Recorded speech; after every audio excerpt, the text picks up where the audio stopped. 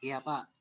Iya, Pak. Baik, jadi kemarin saudara-saudara sudah memahami bagaimana manajemen persekolahan harus dilakukan. Bapak Ibu sebagai seorang guru, sebagai kepala sekolah, sebagai pengawas, minimal sudah bisa memahami itu. Saya ingin melanjutkan di dalam manajemen persekolahan itu, yang penting nanti saudara-saudara akan juga mempelajari tentang 9 standar nasional pendidikan itu. Walaupun tidak semua saya berikan dalam rangka pengelolaan 9 standar tersebut, ada beberapa yang saya pilih dan itu yang sangat penting, terutama nanti bagaimana pengelolaan peserta didik. Tentu Bapak Ibu berdasarkan standar nasional pendidikan itu di sekolah tingkat dasar dan menengah, saya kira pemahaman terhadap perkembangan peserta didik ini juga harus kita pahami secara utuh. Yang kedua nanti tentang pengelolaan sarpras, dan mungkin yang ketiga terkait dengan rencana keprofesional berkelanjutan, RKB setiap guru, saya kira juga memahami tentang bagaimana meningkatkan keprofesionalan berkelanjutan tersebut. Bapak Ibu, nanti saya akan share topik-topik itu untuk dipelajari, untuk dibaca. Nanti beberapa akan kami jelaskan melalui Zoom meeting ini, pertemuan ini. Jadi yang pertama, saya akan share dulu tentang perkembangan peserta didik. Nah ya, perkembangan peserta didik. Saya cari dulu materinya. Nah, ini ya. Oke.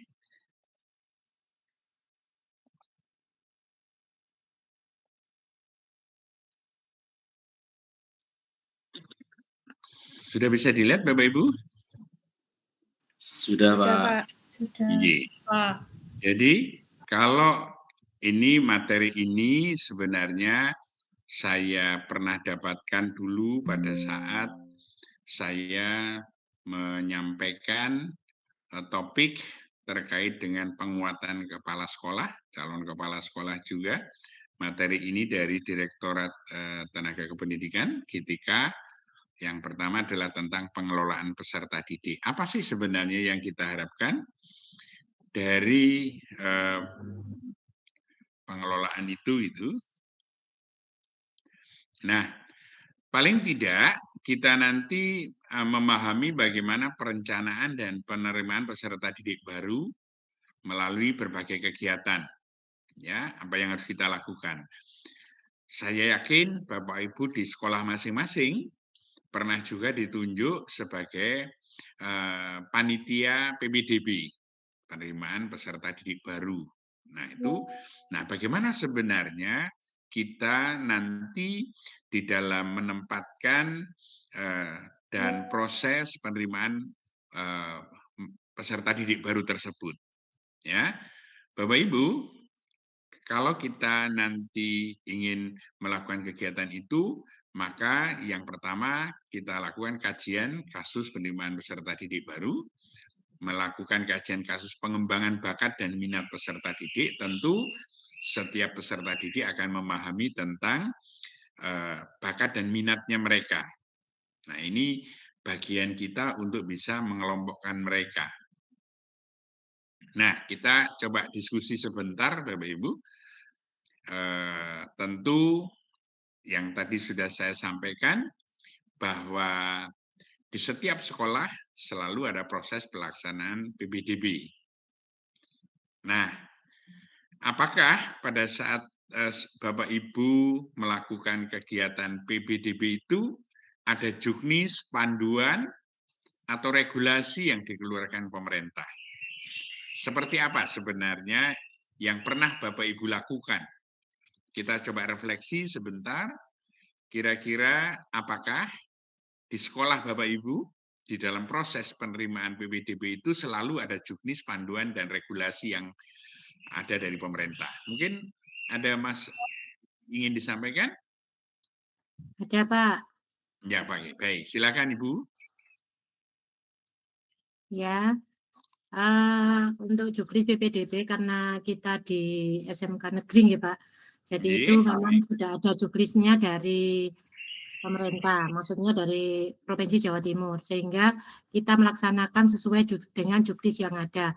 Mulai oke. dari, apa namanya, pengambilan PIN sampai pengumuman itu sudah sesuai dengan juknis yang ada dari Provinsi Jawa Timur. Gitu saja, Pak. Terima kasih. Baik, Bu Ainin Sa'diah, karena di SMK negeri, sehingga selalu di dalam proses penerimaan mengikuti juknis yang ada.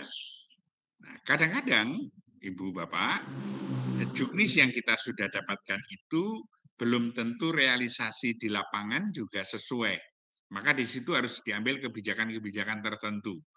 Kalau di negeri barangkali memang masih sesuai, karena kadang-kadang antara kuota sekolah dan penerimaan dan pendaftar biasanya lebih besar pendaftarnya, ya, sehingga lebih mudah untuk mengelolanya. Tapi ada sekolah-sekolah yang cenderung tidak sesuai. Ada pengalaman yang seperti ini, Bapak Ibu, mungkin? Kebetulan semua di negeri semua?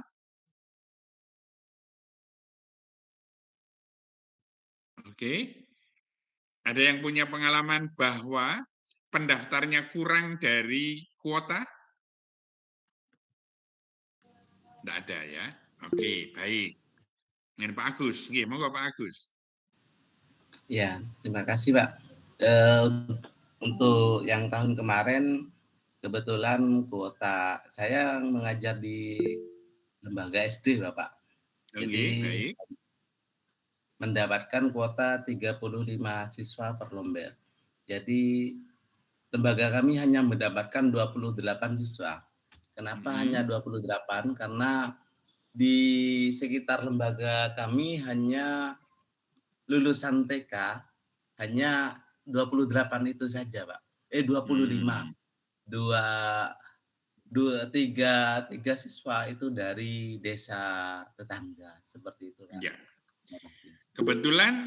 Kebetulan Pak Agus SD-nya negeri ya? Iya, kebetulan negeri, Bapak. Oke, negeri. Nah, ini yang harus menjadi Bapak Ibu, apa yang harus dilakukan dengan kondisi-kondisi bahwa eh, kuotanya itu menjadi kurang. Nah, tentu ada strategi-strategi yang harus diambil, kemudian tidak bisa, kemudian kita mengandalkan, oh tahun lalu hanya kurang kuota. Apa yang harus dilakukan pada saat tahun ini? Apakah hanya cukup menunggu, atau kita juga kembali bergerak menginformasikan lembaga kita kepada sekolah-sekolah TK yang lain, atau seperti apa? Supaya nanti bahwa penerimaan yang diharapkan berdasarkan kuota itu masih cukup. Nah, ini harus ada upaya-upaya yang harus dilakukan ya Pak Agus, supaya nanti tahun berikutnya itu bisa lebih bagus proses penerimaannya, tidak hanya di SD, SMP, SMK, perguruan tinggi, tetapi di semua lembaga pendidikan sejak awal kita harus sudah punya strategi untuk itu. Bagi Bapak Ibu sekolah negeri yang memang favorit, yang memang butuh siswanya bisa lebih banyak proses pendaftar, saya kira tidak sulit. Ya, seperti yang Bu sampaikan Bu Sa'diah tadi, rasanya tahun-tahun berikutnya masih mungkin. Berapa jumlah pendaftarnya kemarin Bu Sa'diah? Berapa yang 900-an, Pak. 900-an, 600? Bapak. Nggih, yang Ya, diterima? yang diterima 500, Oh, separuh masih masih ada. ya. Masih ada sekitar 20% yang tidak diterima. Dengan kondisi itu masih memungkinkan, ya. Oke, saya kira ini adalah upaya-upaya yang kita lakukan dalam rangka pengelolaan peserta didik itu. Kita harus memperhatikan kuota dan juga harus memperhatikan para calon peserta. Nah, kalau tidak kita perhatikan benar, nah itu nanti lembaga Bapak Ibu setiap saat akan kurang itu. Nggih, begitu Pak Agus. Terima kasih informasinya. Perlu ada hal yang penting. Monggo Bu Waude Mida, ada pertanyaan? Nggih, ada komentar? Iya, terima kasih Pak. Kebetulan saya di Bau-Bau, Sulawesi Tenggara itu, di sekolah kami itu Pak, sistemnya itu pakai SPMB, dia sistem online Pak, per zona.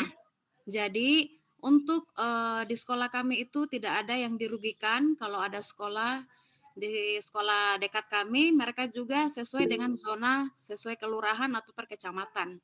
Jadi untuk di lingkungan kami itu ada 3 sekolah, jadi sekolahnya itu aman karena di setiap sekolah itu kami sudah memakai sistem zona. Alhamdulillah untuk sekarang itu tidak ada yang namanya siswa itu tidak mendapatkan kuota masuk di sekolah. Negeri. Tetap Kebetulan aman. lembaganya SD, SMP, SMA? SD Pak, negeri. SD, oke, Ya. baik. Tetapi secara juknis memang di sana masih memanfaatkan zona, menerapkan itu? Iya, sudah sekitar 5 tahun ini Pak, pakai sistem zona. Zona itu memanfaatkan online juga? Iya, iya Pak. Oke. Ada kelebihan, nah bisa jadi begini, yang diterima berapa, kemudian mereka memasukkan berapa, penerimaan peserta didik baru kemarin, pendaftarnya berapa Bu Mida? Ada sekitar sesuai Pak, tidak kurang tidak lebih Pak, karena dia memakai sistem letak jarak rumah dari sekolah. Jadi kalau sudah melewati jarak dari sekolah itu sudah tidak diterima Pak. Dia masuk di dekat sekolah yang ada di dekat rumah masing-masing. Oke, Gitu. jadi ini lebih, tetapi tidak sampai kelebihan ya, semua bisa tertampung. Bisa Pak, alhamdulillah Oke, pas baik. sesuai yang diinginkan di sekolah. Ya, oke. Ya, makasih Berapa Pak. yang diinginkan sekolah itu? Alhamdulillah di sekolah kami 230 orang, 230, yang didapat itu 200 lebih, 220. Oke, 10 orang yang jadi tidak masuk. ya itu hampir sesuai ya, berarti Iya, hampir antara kuota yang disediakan dan proses pendaftar, walaupun menggunakan sistem zonasi, tetapi masih bisa. Nah, untung itu ya Ibu ya. Tapi ada kadang-kadang kemampuan sekolah itu mengelola 50 misalnya, tetapi berdasarkan zonasi itu ada 500 atau ada, kalau di SMP itu agak sudah lebih, nanti harus memperhitungkan strategi yang sesuai. Apalagi di SMA, biasanya SMA-nya lebih sedikit, kuotanya lebih sedikit, tapi jumlah lulusannya bisa lebih banyak. Nah, kebetulan di Bu Mida ini antara lulusan dan daya tampung masih sesuai, sehingga semua bisa masuk. Nah, sehingga tidak perlu ada strategi khusus. Tapi ada strategi khusus jika daya tampungnya itu melebihi dari pendaftarnya. Daya tampungnya 50, pendaftarnya 500, nah itu kan 100 misalnya harus terbuang 50, nah itu kan harus ada strategi yang khusus ya, karena kebetulan contoh di Bu Waude Mida ini masih sesuai, sehingga tidak ada kesulitan. Oke, baik, terima kasih. Sudah menggunakan juknis, sudah mengandungkan peraturan pemerintah dalam hal ini. Satu lagi, Bu Nini. Monggo, Bu Nini, ada pengalaman? Oke, Bapak, terima kasih. Saya akan bercerita sebentar mengenai PPDB di sekolah kami. Begini Bapak, kebetulan kami di lembaga SD dan untuk penerimaan PPDB kelas 1 itu SD, SMP? Di SD Bapak. Oh, di SD, di SD. Dan untuk penerimaan PPDB kelas 1 itu apa memang yang ingin saya tanyakan itu tidak boleh ada seleksi untuk tes masuk siswa ke SD Pak, gitu Pak. Karena yang saya tahu kalau misalnya di SMP ataupun di SMA itu kan kita bisa melalui ada jalur prestasi, zona, kemudian afirmasi, nggih. Tapi kalau di SD rupanya itu masih, kalau di tempat saya itu masih belum diberlakukan. Dan kemarin juga ada informasi bahwa untuk perekrutan PPDB di kelas 1 SD itu tidak boleh ada tes masuk gitu, Ya. Pak.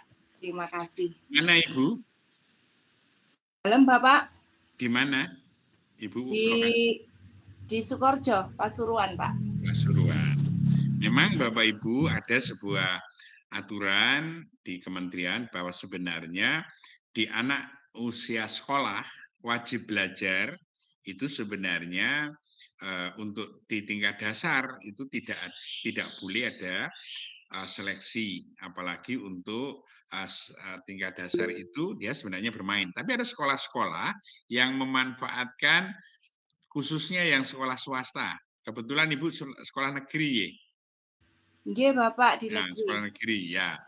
Ada beberapa sekolah swasta itu yang mempersyaratkan kesiapan pembelajaran anak. Jadi anak itu dianggap harus siap. Di samping dari sisi usia juga biasanya anak-anak ini akan sudah siap belum masuk di tingkat dasar. Ada beberapa sekolah yang memang mensyaratkan itu. Tetapi kalau di tingkat dasar di negeri, saya kira semua harus wajib dididik di sana. Tidak harus punya kemampuan calistung, baca tulis hitung dulu, ya. Tetapi ada beberapa sekolah swasta biasanya cenderung memang mempersyaratkan itu. Kalau negeri saya kira tidak boleh. Nah, persyaratan di sekolah swasta ini, Bapak Ibu, negeri ini sekarang kalau di daerah kami di Singosari, daerah Malang itu ya sudah agak bergeser. Tadi disampaikan ada Pak Agus itu ada kuotanya tidak terpenuhi. Beberapa sekolah di kami di daerah kami juga demikian. Untuk daerah-daerah negeri itu sampai ada upaya penggabungan antara dua sekolah karena memang kekurangan siswa. Apakah ini keberhasilan keluarga berencana, keluarga kecil atau seperti apa? Tetapi nyatanya seperti itu. Dan yang lebih ramai itu adalah sekolah-sekolah yang berbasis agama, ya, sekolah-sekolah Kristen, sekolah-sekolah Islam, itu saya kira juga masih dominan. Nah, ini ada pergeseran, sehingga ini menjadi sebuah tantangan bagi guru-guru di negeri bagaimana kemudian upaya untuk meyakinkan orang tua untuk memberikan pendidikan yang lebih baik. Nah, kalau kita coba sekolah-sekolah Kristen di Malang itu biayanya cukup mahal, tetapi peminatnya juga banyak. Ya, sekolah-sekolah Islam juga demikian. Ini ada sebuah tren bahwa di masa golden age, usia anak yang cukup baik di masa sekolah dasar itu, ini memang pendidikan agama orang tua sungguh sangat memberikan perhatian. Nah, ini Bapak Ibu di tingkat sekolah negeri juga harus memperhatikan itu. Nggih, begitu Bu Nini. Jadi saya kira untuk sekolah-sekolah negeri memang belum diperlukan untuk tes kesiapan belajar siswa. Pokoknya sesuai dengan batas usianya 7 atau 6 lebih, nah itu juga sudah harus sekolah. Karena jangan sampai anak itu lama di tingkat pendidikan anak usia dini, terlalu bosan nanti itu. Ya, anak-anak kasihan. Oke, baik. Pak Rahmat, ada yang ingin disampaikan?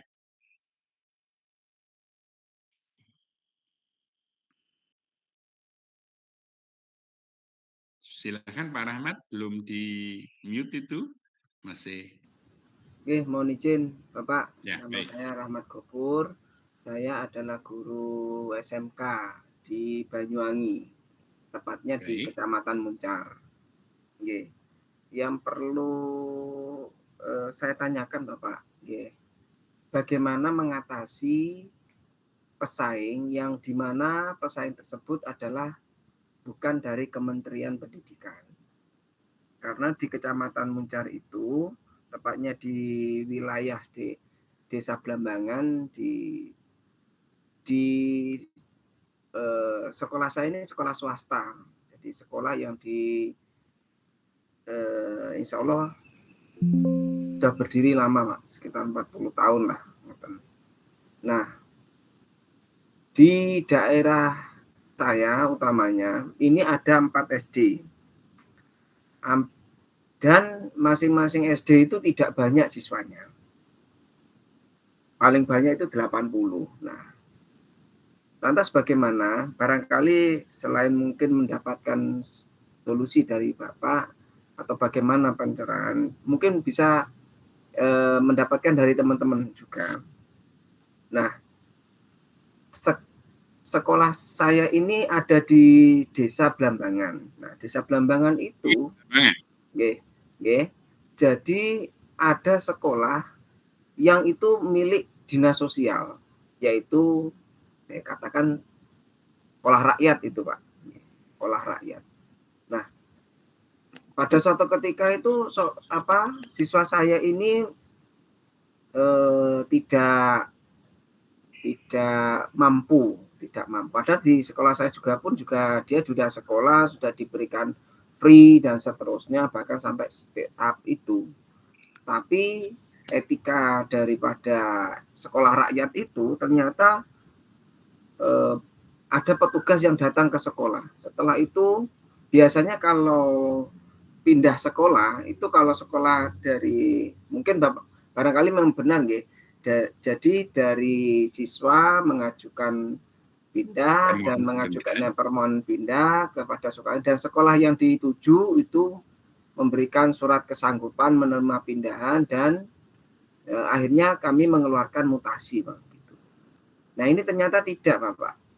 Jadi dari SR itu memberikan surat itu pemberitahuan. Jadi tidak ada keluar dapodik, mutasi, kemudian tidak ada. Langsung ditarik di SR. Dan itu surat pemberitahuan bahwa anak ini sekolah di SR.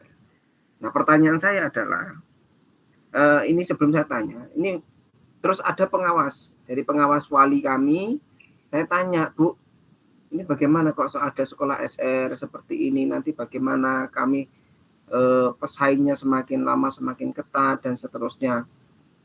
Pengawas kami menjawab begini, ya sekolah ini harus harus punya kelebihan, harus mampu bersaing. Nah, pertanyaan saya dalam hati saya, masalahnya yang dibuat saingan ini adalah sekolah yang betul-betul dicukupi, Bapak. Di SR itu mulai asrama, tempat tidurnya, semuanya dicukupi oleh pemerintah, termasuk prakteknya. Nah, sekolah saya ini kan sekolah kejuruan, Bapak. Bagaimana solusi menghadapi hal-hal seperti itu? Itu, Pak. Terima kasih. Assalamualaikum warahmatullahi wabarakatuh. Di SD sudah ada kejuruan, ya, Pak? Bukan, Pak. Maksud saya di wilayah desa itu ada 4 SD yang sebenarnya SD itu hampir mati. Nah, saya dalam satu desa itu ada SMP, ada SMK. Nah, SMK-nya SMK saya. Itu. Nah, di dalam sekolah SR itu ada tingkatan dari SD, SMP, SMK sampai SMA. Ngoten, Pak. Ini dan sekolah yang paling dekat itu di SR itu didirikan di tanah desa. Nah, di depannya SR itu yang dibangun sekarang ini ada SD, dan SD itu sudah hampir mati, Bapak. Nah, ini yang saya tanyakan, bagaimana untuk solusi-solusi yang Pak.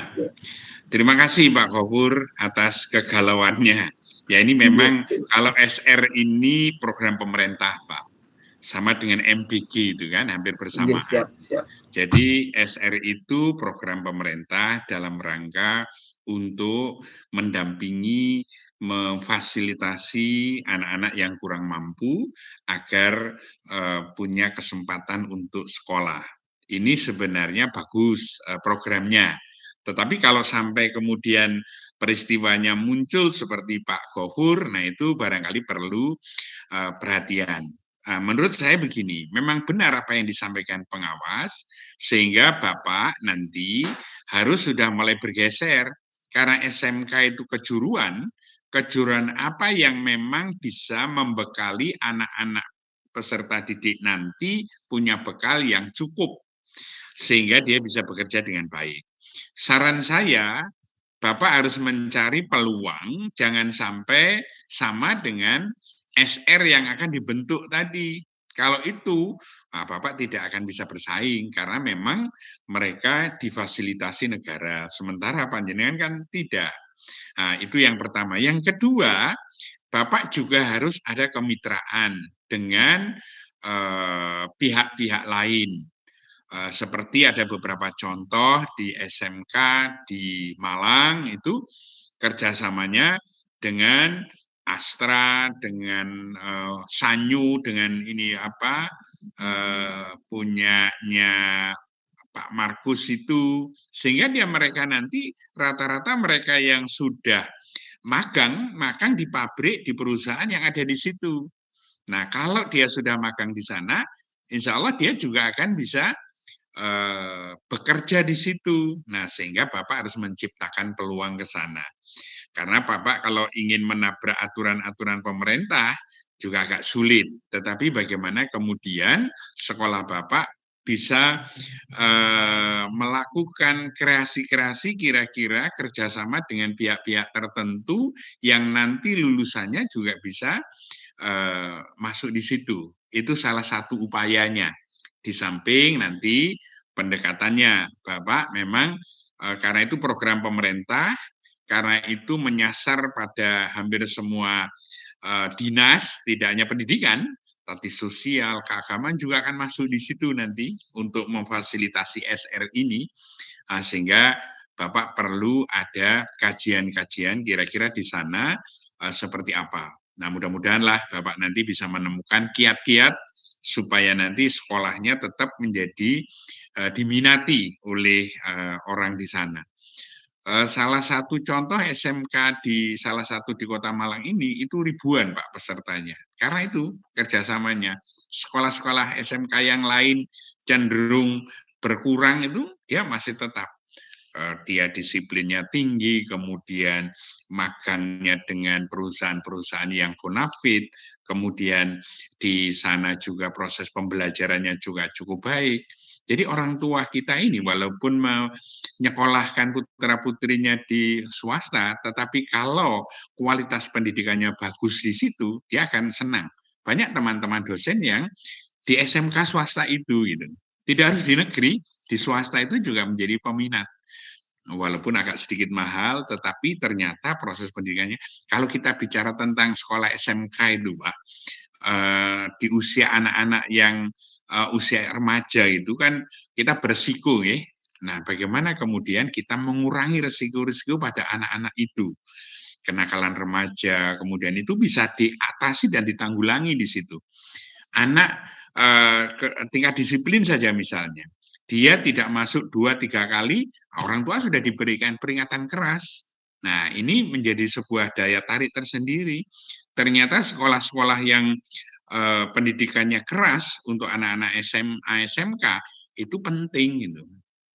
Disiplin itu penting sehingga orang tua segera bisa mempercayakan kepada lembaga yang Bapak Ibu bernaung di sana. Nah, mudah-mudahan ini bisa membantu Pak Gofur. Nah, saya kira masih banyak kiat-kiat cara-cara lain karena itu adalah berkaitan dengan pemerintah. Oke, masih ini ada beberapa. Bu Ninis, silakan Bu Ninis.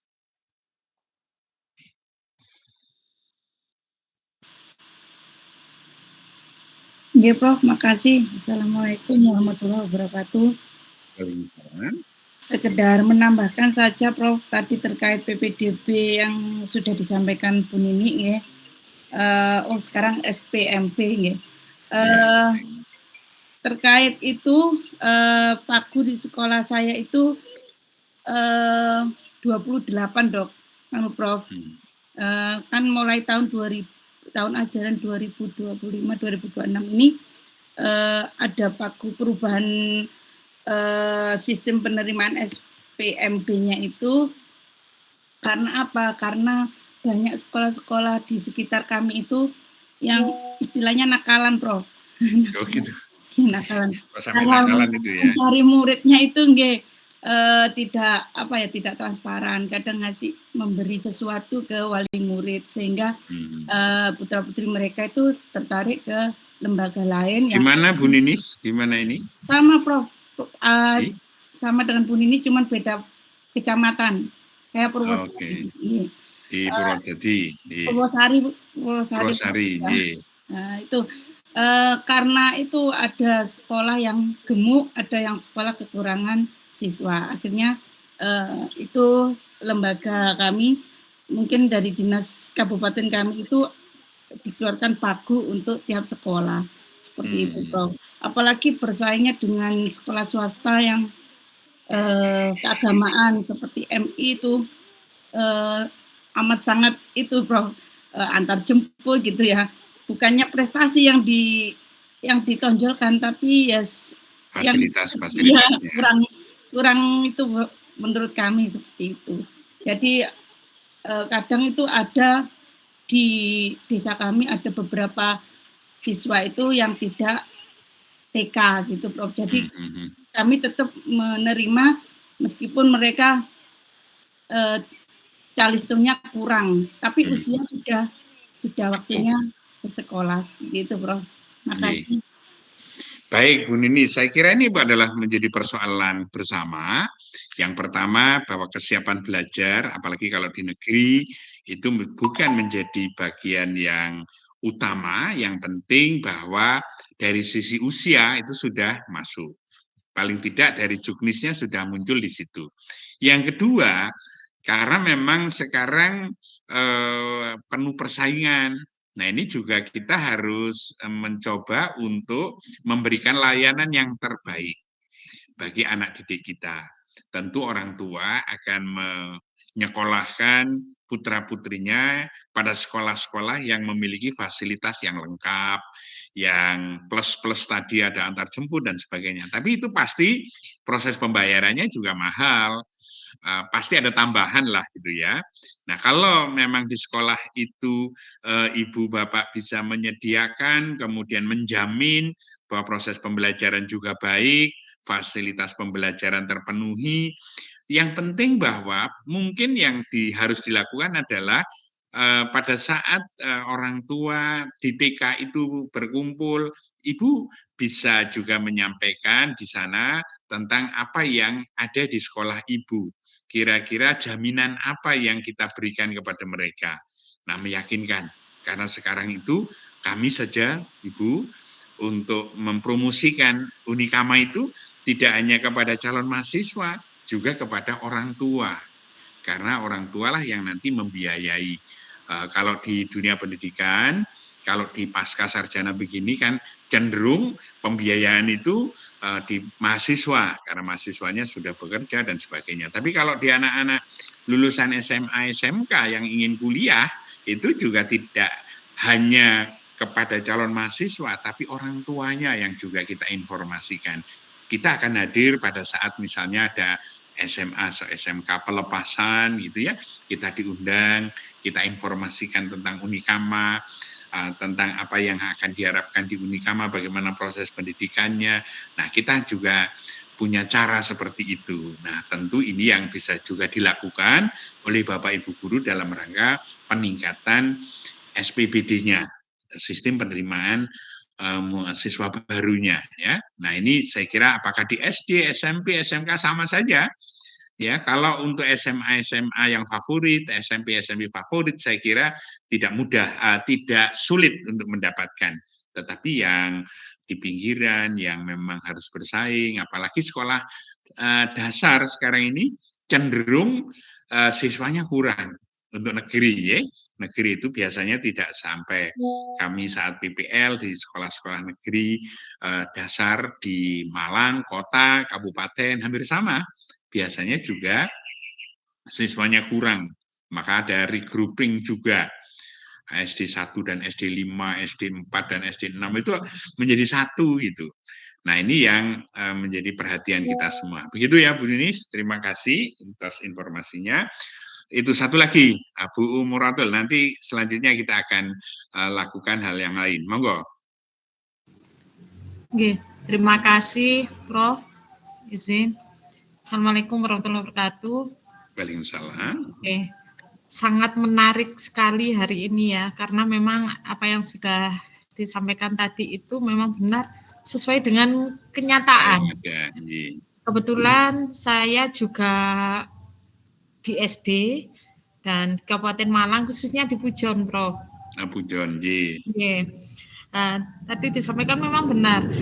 Ibaratnya SD negeri sekarang itu hampir tenggelam.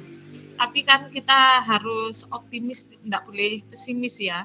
Apalagi tadi yang disampaikan Pak Gopur juga, SD itu hampir siswanya itu memang hampir kalah.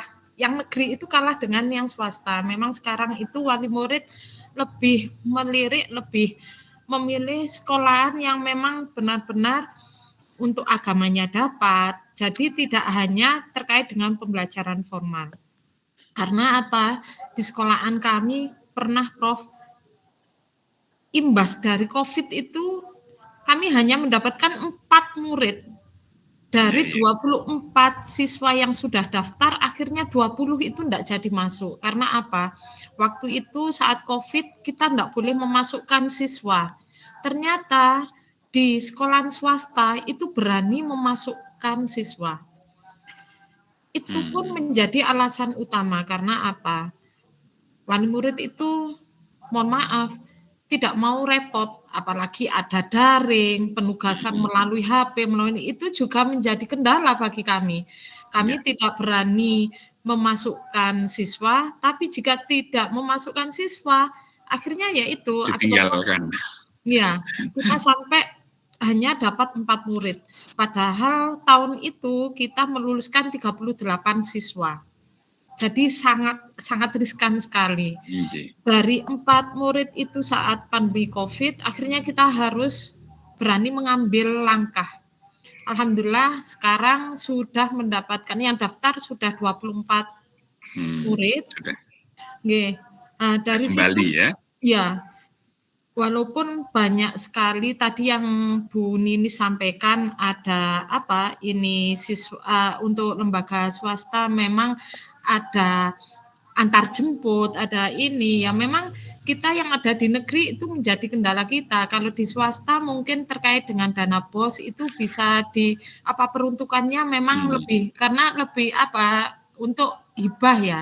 Beda dengan sekolah negeri, memang kita harus sesuai dengan juknis yang ada. Makanya kalau di lembaga kami, mohon izin ini mungkin bisa diadopsi jika memang bisa bermanfaat untuk teman-teman ini. Memang kita sering mengadakan kegiatan yang lebih melibatkan wali murid. Karena itu sebagai bentuk daya tarik kita, karena sekarang itu kita wali murid itu lebih dominan ingin tahu bukti. Walaupun kami nun sewu, kami memang enggak punya dana untuk memberikan gratis seragam gratis, atau mungkin malah memberi siswa yang daftar atau yang wali murid yang membawa siswa kita kasih uang atau gini, karena sekolah kami enggak mampu. Makanya ya memang PR kami dan bersama Bapak Ibu guru yang ada, memang kita benar-benar kolaborasi, semua stakeholder itu kita manfaatkan, mulai dari pemerintahan desa, kita juga melakukan pendekatan dengan alumni, dengan tokoh dan juga masyarakat. Terus di situ kita buatkan grup juga. Setiap kegiatan kita share, karena itu sebagai bentuk marketing kita. Mungkin yang enggak tahu kegiatan kita saat berada di sekolahan, melalui grup itu, melalui story, itu bisa melihat, ternyata lembaga ini maju. Ternyata ada kegiatan ini. Terus kami juga mengadakan kegiatan ngaji, walaupun sebelum ada kegiatan SPN, Sekolah Plus Ngaji, itu di sekolahan kami sudah ada.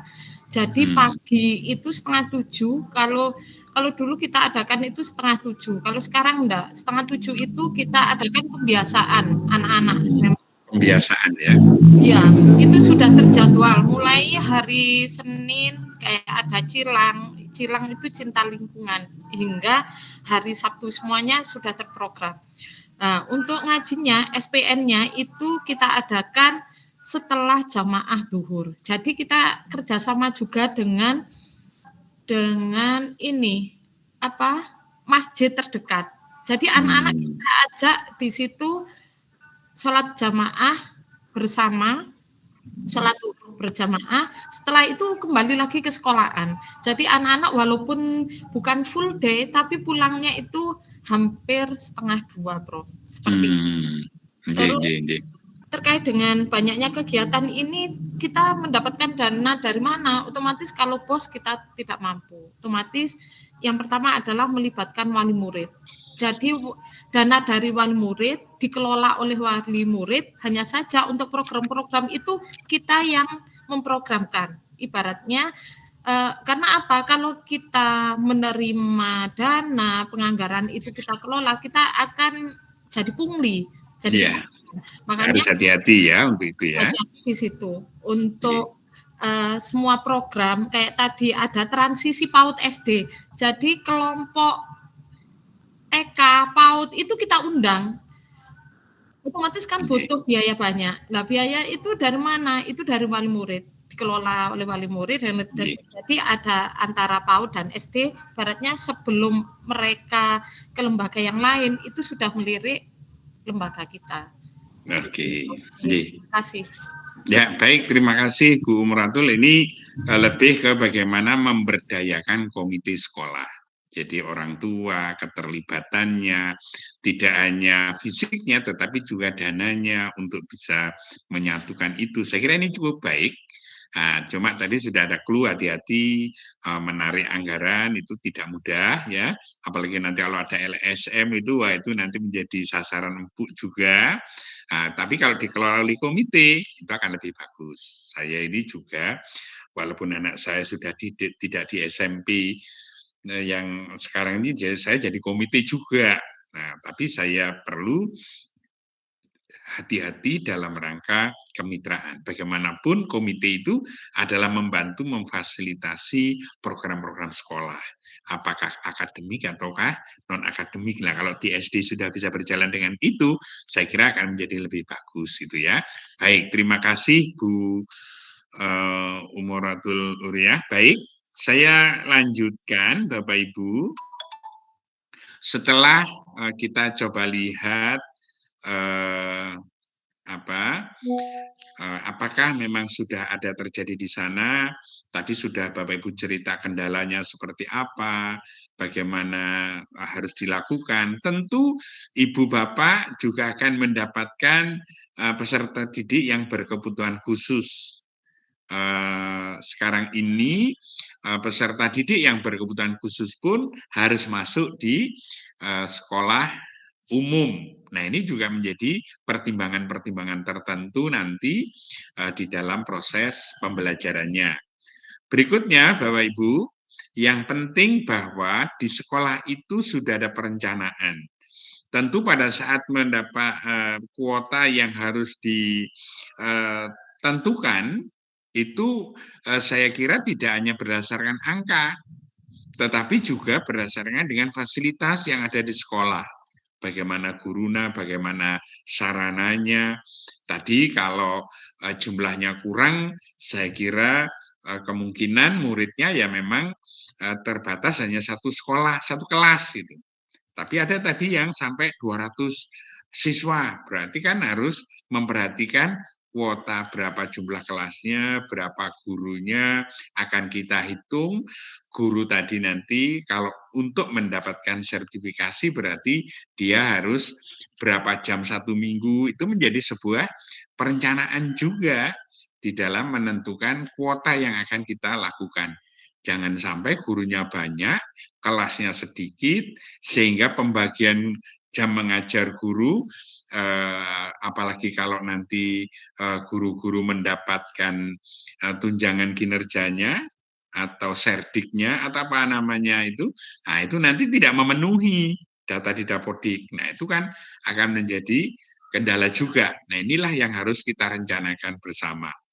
Bapak Ibu, kalau kita coba lihat perkiraan tujuan kebijakan program penyusunan kegiatan pembiayaan ini adalah langkah-langkah di dalam perencanaan penerimaan murid baru atau peserta didik baru tadi.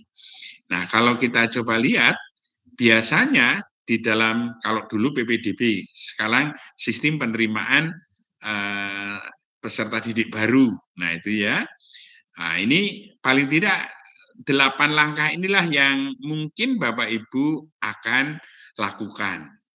Walaupun ada beberapa sekolah yang saya rasa tadi banyak cerita untuk di tingkat dasar, beberapa sudah tidak memenuhi kuota itu. Tetapi harus ada langkah-langkah yang harus dilakukan supaya tetap peserta didik itu pendaftarnya melebihi dari kuota yang kita rencanakan. Supaya apa? Supaya Bapak Ibu bisa menentukan, melakukan seleksi. Walaupun seleksinya tidak boleh menggunakan prestasi, tes, tapi minimal dari usia. Ya, dari usia untuk di tingkat dasar, usianya sudah cukup, nah harus kita terima mereka memang. Itu ya. Kemudian administrasi, saya kira ini adalah hal yang sudah Bapak Ibu biasa lakukan, administrasinya. Kemudian akhir tahun pembelajaran, saya kira ini Bapak Ibu dalam rangka pengelolaan kelas juga. Nah, kemudian Bapak Ibu, inilah yang saya katakan, pendidikan inklusi. Pendidikan yang ada persyaratan-persyaratan khusus tadi. Nah, dari sini mungkin Bapak Ibu, adakah di sekolah Bapak Ibu yang menerima siswa-siswa inklusi? Iya ada, Prof. Ada, oke. Bagaimana untuk siswa inklusi, penerapannya, kemudian perlakuannya seperti apa? Anak-anak inklusi, karena anak inklusi itu Bapak Ibu, dia memiliki keterbatasan yang bermacam-macam, tidak semua sama. Nah, apakah memang di sekolah Bapak Ibu ada yang menangani secara khusus atau ditangani oleh guru yang secara umum? Nah, bagaimana ini? Ada pengalaman cerita? Iya, Prof. Di lembaga saya itu dari kelas 1 sampai kelas 6 ada. Ya, monggo Bu Ninis. Iya, dari kelas 1 sampai kelas 6 itu tiap kelas itu ada, Prof. Karena pernah untuk wali murid yang anak-anaknya kami sebut anak berkebutuhan khusus itu kita kumpulkan, kita kasih saran untuk ke SLB.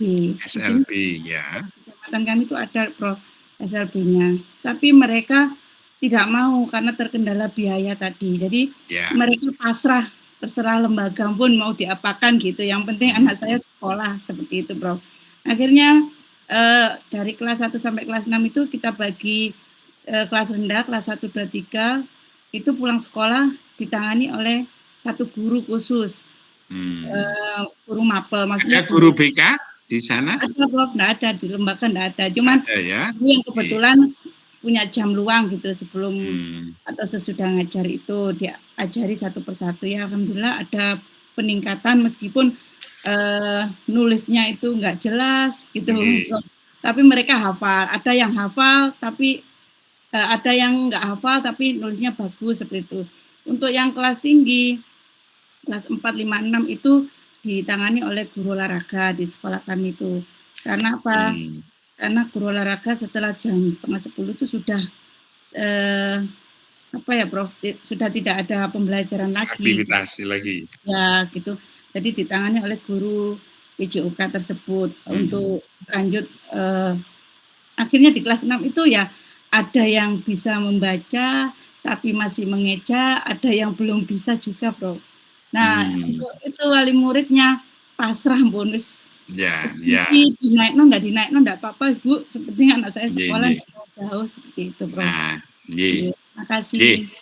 Baik, terima kasih Bu Ninis. Memang untuk penanganan itu, kalau dulu inklusi itu harus selalu dimasukkan SLB ya, tapi sekarang kebijakan pemerintah tidak harus diberikan perlakuan itu, tetapi kemudian ditawarkan di sekolah-sekolah umum pun harus sekarang menerima inklusi itu. Artinya yang pertama pembagian tempat duduk, kemudian tadi ada waktu pembelajaran khusus yang diberikan oleh guru olahraga, walaupun sebenarnya guru olahraga ini juga tidak punya pemahaman terkait dengan mengatasi inklusi. Mestinya harus setiap sekolah dasar itu ada satu guru yang menangani itu, apakah guru BK ataukah guru memang khusus inklusi. Tapi pemerintah rasanya tidak mungkin untuk bisa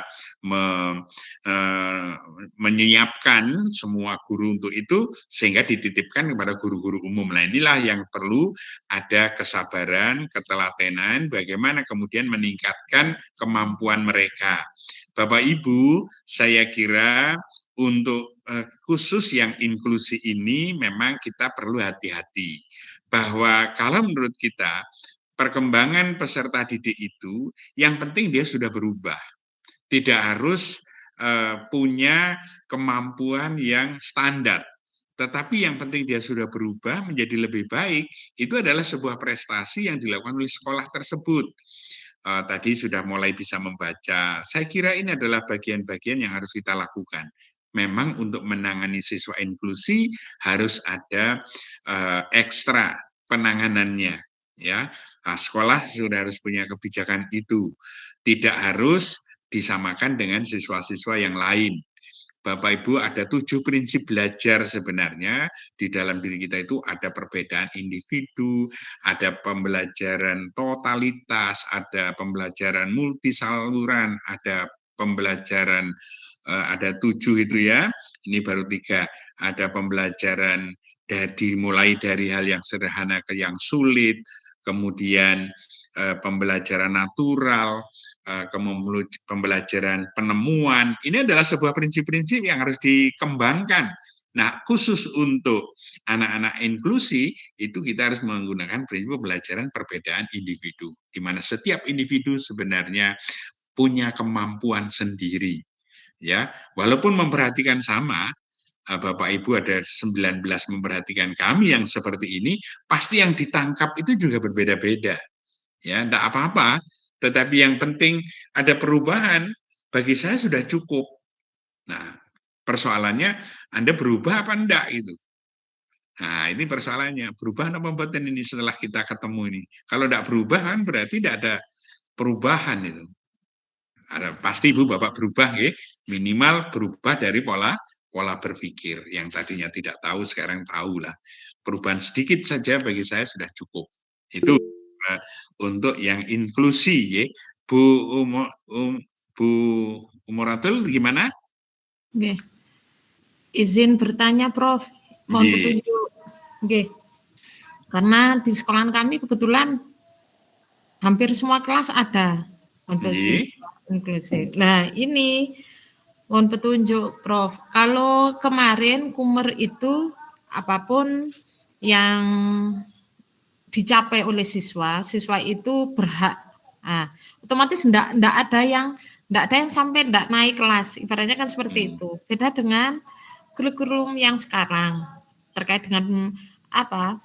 Dengan memakai ini apa? Kalau sekarang apabila ada siswa yang enggak tuntas, otomatis kan dia harus mengulang. Kan seperti itu ya, Prof. Nah, pertanyaan kami karena ini menjadi ketakutan kami, bagaimana nanti apakah karena dengan wali murid yang berbeda-beda pengetahuan, ini akan menjadi apa? Salah satu nanti gesekan jika padahal tadi kan digarisbawahi jika anak inklusif ini sudah ada perubahan walaupun pencapaiannya tidak sama dengan teman-teman mayoritas yang normal itu kan sudah menjadi suatu apa bahwasanya dia sudah mencapai sesuatu kan seperti itu. Nah, pertanyaan kami, apabila anak ini nanti dinaikkan sesuai dengan kemampuannya, kalaupun nanti dia harus mencapai sesuai dengan normalnya teman-teman kan otomatis tidak mungkin. Jika dinaikkan akan jadi masalah, jika tidak dinaikkan karena pernah dulu itu kami punya siswa sampai usia 15 tahun baru lulus Ya. dengan target seperti ini. Itu yang pertama. Nanti kira-kira kita apa yang harus kami lakukan? Dilakukan. Karena apa? Saat kami meluluskan, pernah akhirnya saat masuk di SMP, guru yang ada di SMP ini akan menyalahkan guru yang ada di SD. Karena apa? Menganggap anak ini tidak mampu untuk calistung, tapi kok bisa lulus? Dianggap sekolahan ini, guru yang ada di SD ini tidak mampu. Seperti itu. Ini mohon petunjuk terkait dengan siswa inklusif ini. Terima kasih. Baik, terima kasih Bu Umratul ya. Saya kira memang kurikulum kita sudah agak berbeda. Kalau kemarin masih menggunakan K13, setelah itu ada Kurmer, sekarang deep learning. Nah ya, jadi ini membawa implikasi yang berbeda. Pada saat kurikulum merdeka, itu yang menjadi problem ternyata Bapak Ibu.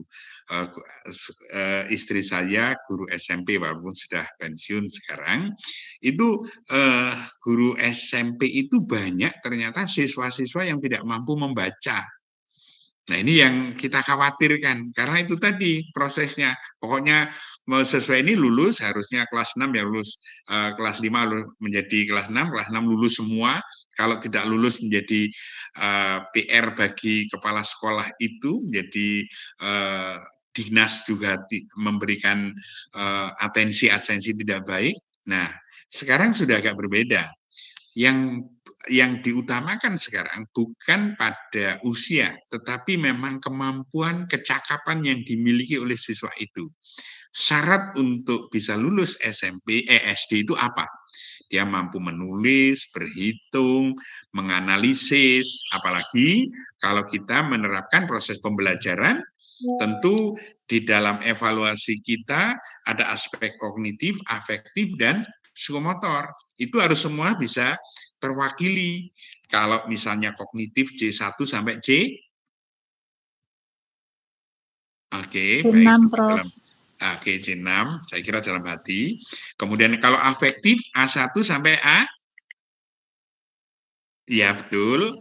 Kalau motor P1 sampai P, P5, Prof. Jadi P5. Jadi perhatian bagaimana kemudian masing-masing dengan kadar yang paling rendah untuk kelas rendah, untuk kelas tinggi. Kalau SMP, SMK saya kira sudah lebih kompleks untuk mengevaluasinya, tetapi karakteristik itu harus sudah dilakukan. Jika anak itu belum sampai di sana, maka ibu bapak punya kewajiban, ada remedi, ada pengulangan, ini adalah sesuatu yang harus dilakukan agar di akhir capaian pembelajaran anak itu kecakapannya sudah cukup untuk lulus SD, untuk lulus SMP. Nah, syarat minimal harus terpenuhi. Nah, biasanya ibu bapak itu kan ada istilah ngaji, ngarang biji supaya anaknya ini bisa lulus, kemudian nanti tidak menjadi beban, kemudian tidak menjadi atensi kepala sekolah, ini ya. Anaknya pokoknya 9, 9, 9, 8, 9. Nah, tapi ini tidak mendidik bagi mereka. Dia tahu sudah dapat 9, dia tidak mau belajar. Nah, saya pernah cerita Bapak Ibu, saya dulu kuliah itu juga IP-nya tidak baik-baik amat. Zaman dulu untuk dapatkan nilai IPK 2,5 itu sudah setengah mati itu. Nah, tapi tuntutannya sekarang tidak demikian.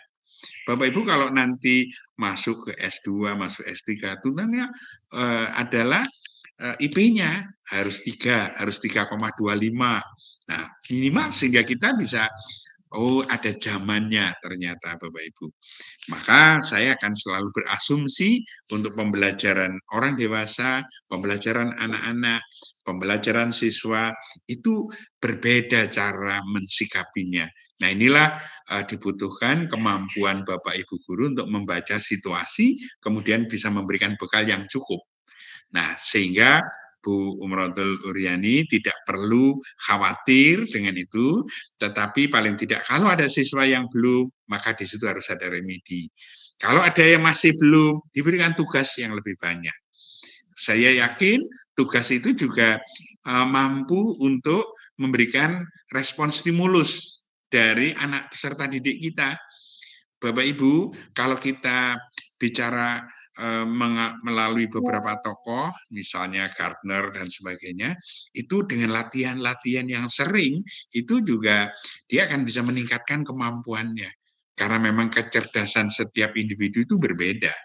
Ada yang mendengarkan saja, dia sudah bisa merespon, aktif, bisa tahu. Tapi tidak hanya sekedar merespon, tidak hanya sekedar mendengarkan, di samping mendengarkan, membaca, dia menulis, nah itu baru dia mengerti. Nah saya termasuk yang ini Bapak Ibu, saya tidak bisa hanya mendengarkan saja, maka saya harus membaca, saya harus membuat rangkuman. Nah mungkin IQ saya tidak terlalu tinggi, tetapi saya telaten, saya bisa, saya ikut, akhirnya juga bisa. Tapi ada teman saya sesama itu dia tidak pernah punya catatan, dia hanya mendengarkan saja. Tapi ujiannya bisa sama kemampuannya. Nah, setiap orang, setiap individu, saya katakan inilah ada perbedaan individu setiap orang di dalam proses pembelajaran. Begitu ya, Bu Menutul ini. Baik, saya lanjutkan Bapak Ibu terkait dengan pembelajaran inklusi ini. Apapun nanti paling tidak Bapak Ibu harus sudah mencoba untuk mempelajari ke sana. Nah, Bapak Ibu, ini ada tugas yang nanti Bapak Ibu coba kerjakan lah gitu ya, kalau sempat gitu ya. Boleh kemudian nanti disesuaikan dengan di sekolah Bapak Ibu. Tentukan berapa peserta didik baru yang bisa diterima di SMP Gotong Royong. Nah ini tentu Bapak Ibu didasarkan di sekolah masing-masing. Identifikasi masalah-masalah yang terkait PDB di atas, ini kasusnya ini mana ini kok enggak ada ini. Nanti saya coba berikan. Langkah apa yang akan saudara ambil terkait dengan kelebihan daya tampung, langkah yang saudara lihat, nah ini mana kasusnya nanti saya tunjukkan kasusnya Bapak Ibu.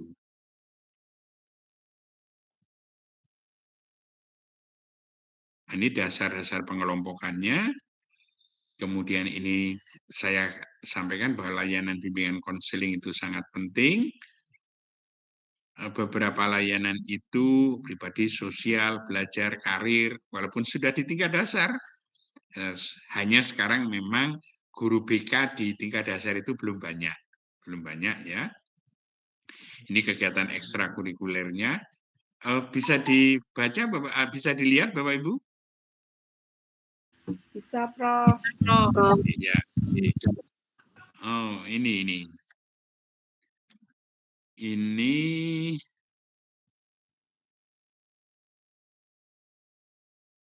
Oh, ini ada. Nah, ini baik.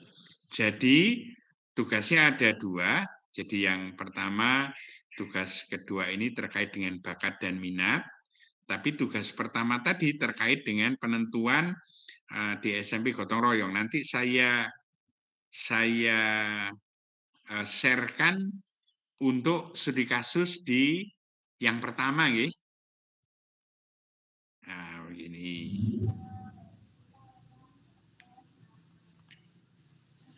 Nah, Bapak Ibu, jadi ada 2. Nanti yang pertama itu Ibu di SMP di sekolah SD Gotong Royong itu ada beberapa hal nanti saya tunjukkan narasinya sehingga Ibu Bapak bisa menganalisisnya.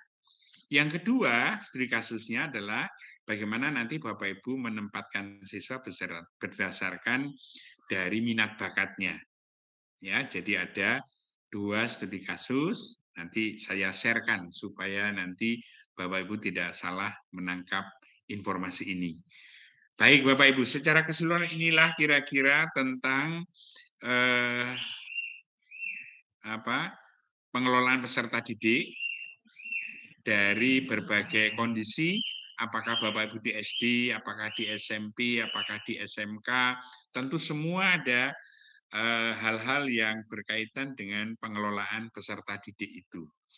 Apakah ada siswa inklusi atau tidak, bagaimana caranya. Nah, Bapak Ibu sudah mulai ada pencerahan bagaimana untuk mengatasi masalah-masalah inklusi. Karena pemerintah sekarang tidak harus memang anak-anak inklusi harus masuk di SLB. Itu ideal memang, tetapi tadi disampaikan untuk di SLB itu juga biayanya tidak murah, apalagi di SLB yang di swasta. SLB yang negeri itu, yang fasilitasnya juga dilengkapi oleh negara itu pun juga masih tinggi. Ada biasanya antar jemput mereka dari sekolah negeri itu, difasilitasi sendiri.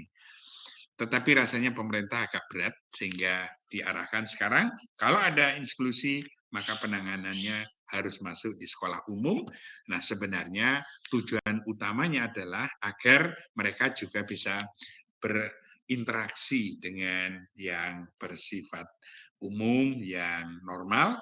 Nah, demikian juga ada empati dari siswa-siswa yang normal itu untuk teman-teman yang berkebutuhan khusus tadi. Oke, ada yang ingin disampaikan terkait dengan pengelolaan peserta didik baru kita? Ada pertanyaan? Saya senang Bapak Ibu, setiap kuliah begini pasti dia ada pertanyaan. Izin bertanya, Prof. Ada yang mengerti atau memang tidak? Izin bertanya, Prof. Monggo Bu Oriani. Terkait dengan tugas nanti,